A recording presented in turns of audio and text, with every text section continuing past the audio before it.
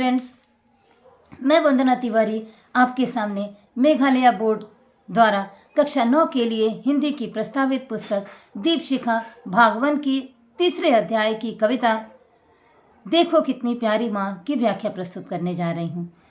तो मुझे तो लगता है कि मैं अपने प्रयास कर रही हूँ और आपको सफलता मिलेगी, लेकिन अगर आपको भी लगता है कि मेरे प्रयास से आपको सफलता मिलती है तो चैनल को लाइक करना तो बनता है।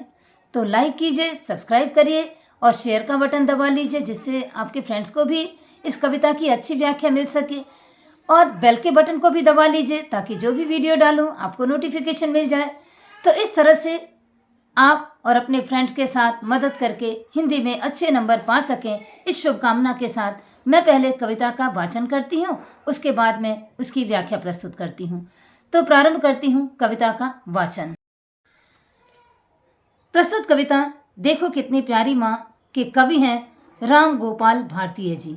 राम गोपाल भारतीय जी ने ये कविता लिखी है, जो कविता इस प्रकार है कि अपनी खातिर कब जीती है कोई भी बेचारी माँ, अमृत देकर विष पीती है देखो कितनी प्यारी माँ। औरों का दुख लेकर खुश हो अपनी खुशियों को बांटे, सब कुछ सहकर भी चुप रहती है ममता की मारी माँ। माँ का दिल घायल होता है जब बच्चों को चोट लगे, साया देकर धूप में जलती रहती है दुखियारी माँ। अपने हिस्से की दुनिया भी नन्हे हाथों में देकर बच्चों की आंखों में भरती रहती सपनों की फुलवारी माँ। अपने हिस्से की दुनिया भी नन्हे हाथों में देकर बच्चों की आंखों में भरती सपनों की फुलवारी माँ। जब दुनिया के सारे रिश्ते हमसे नाता तोड़ चले, तब भी पास हमारे बैठे केवल एक हमारी माँ। यह कविता इतनी है और इसके कवि श्री राम गोपाल भारतीय जी हैं, जिन्होंने माँ के ऊपर बड़ी ही सुंदर कविता लिखी है। और इस कविता का सार इस प्रकार है कि हमारी माँ जो है दुनिया की सबसे प्यारी और प्रिय माँ होती है और उसका मुकाबला कोई नहीं कर सकता है। माँ और पुत्र या पुत्री का जो रिश्ता होता है दुनिया का सबसे अमूल्य रिश्ता होता है। और अपनी खातिर कोई माँ कभी नहीं जीती है। अपनी खातिर कब जीती है? कोई भी माँ अपना जीवन अपने लिए नहीं जीती है, बल्कि वो अपना पूरा जीवन संसार के लिए, अपनी संतान के लिए न्यौछावर कर देती है। तो संसार के सारे रिश्तों में माँ जैसा पवित्र रिश्ता किसी का नहीं है। कोई भी माँ इतनी बेचारी माँ होती है कि अपने संतान के लिए अपना जीवन पूरा सर्वस्व कुर्बान कर देती है। अपनी खुशियों के लिए वो कभी नहीं जीती है, अमृत देकर विष पीती है। अपने संतानों को जितनी अच्छी से अच्छी चीज़ हो, अर्थात अमृत जैसी अच्छी चीज़, जीवनी वर्धक चीज़ अपने संतानों को दे लेती है, और अगर बदले में उसको विष पीना पड़े तो भी वह खुशी खुशी पी लेती है। अपने संतान के लिए विष पीना भी माँ जरा भी उसमें भी नहीं हिचकिचाती है, और विष पीने को ज़रूरत पड़े, आवश्यकता पड़े तो विष भी पीने के लिए सहज तैयार रहती है।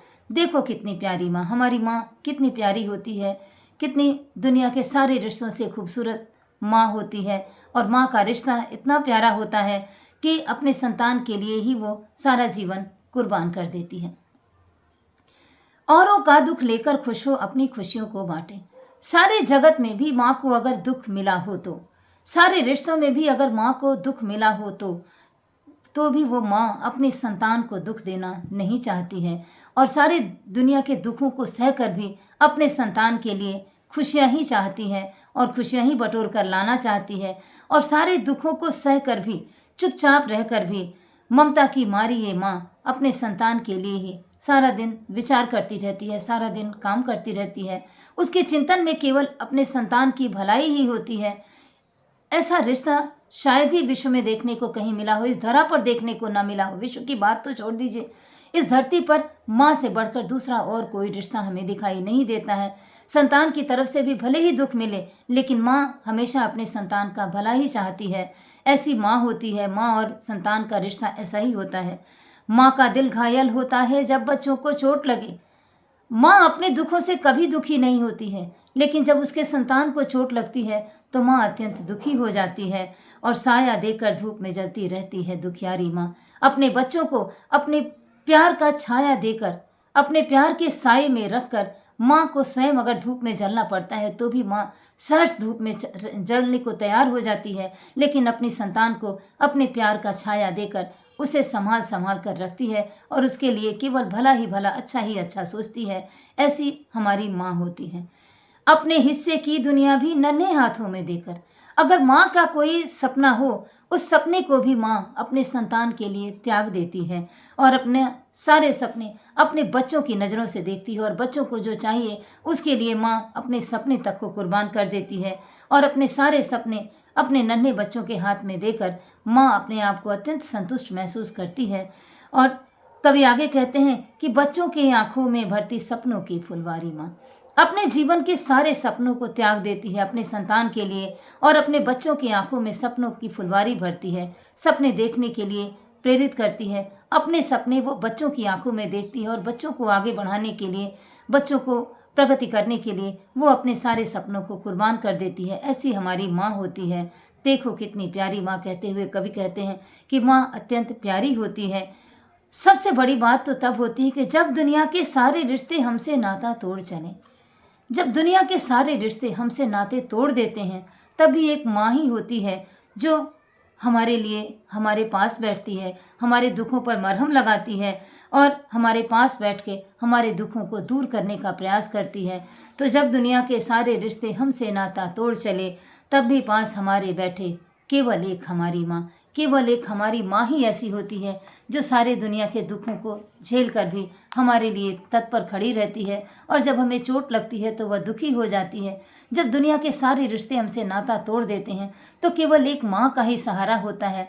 वह माँ हमारे लिए हमेशा अपना दामन खोलकर, दिल खोलकर हमारे लिए खड़ी रहती है और जितने उसकी सामर्थ्य है उससे ज़्यादा वो काम करके हमारी मदद करती है, हमारे दुखों को दूर करने का प्रयास करती है। इस तरह की कविता राम प्रसाद भारती जी ने माँ के लिए लिखी है, जो आपकी पुस्तक में कक्षा 9 के लिए प्रस्तावित है। मुझे आशा है कि आपको अब कविता अच्छी तरह समझ में आ गई होगी। अगर आपको कहीं कविता में कोई संशय है तो मुझे मैसेज कर दीजिए, मैं आपके संशय को दूर करने का प्रयास करूँगी। धन्यवाद।